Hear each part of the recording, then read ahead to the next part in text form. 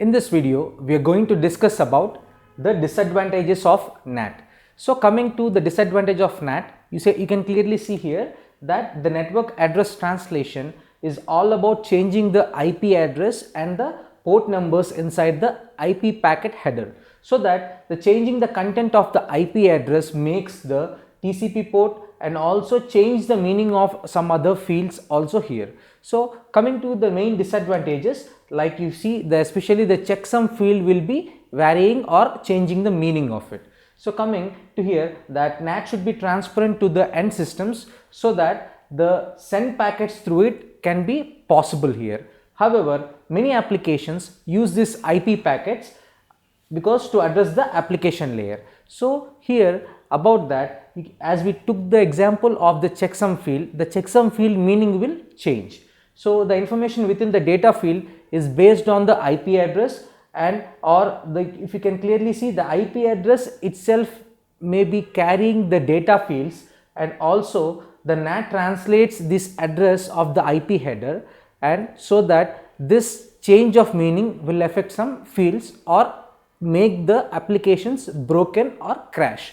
See here the disadvantages clearly, the data fields are encrypted, so NAT has no way of reading the data. So this is one of the disadvantages of NAT. And also the NAT to function properly, neither the IP address or any information derived from that, such as you can see the example TCP header checksum, can also be encrypted here. So you can see here that the virtual networks also will be broken when this is encrypted. So if you see example of the IPsec, so in maximum case of IPsec, if IP address is changed in an data field of the IPsec packet, the IPsec becomes meaningless and the VPN will be broken. So that this is the main disadvantage of this NAT. So coming here to one example clearly, if you can see about the NAT inside and outside address, you consider the NAT context of this diagram. There are two PCs connected to a router, and the router is connected to the internet to the server here. So you see for the router clearly, it is inside interface and this is outside interface. So we'll see very clearly about what inside interface types and outside interface types here.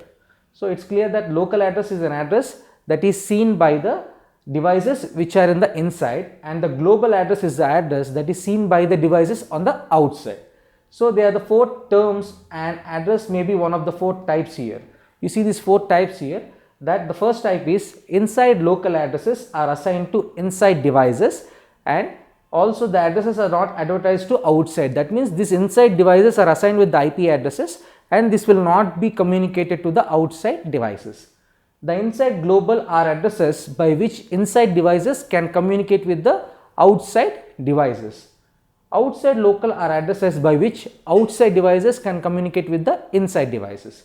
And the last type of form is outside global addresses are assigned to outside addresses, and also the addresses are not advertised to inside. That means the outside addresses are given to the outside devices, wherein the outside addresses are not advertised to the inside devices here. So these are the main disadvantages of the NAT, and also the changing the meaningless information or changing it to encrypted format might break the application from working on.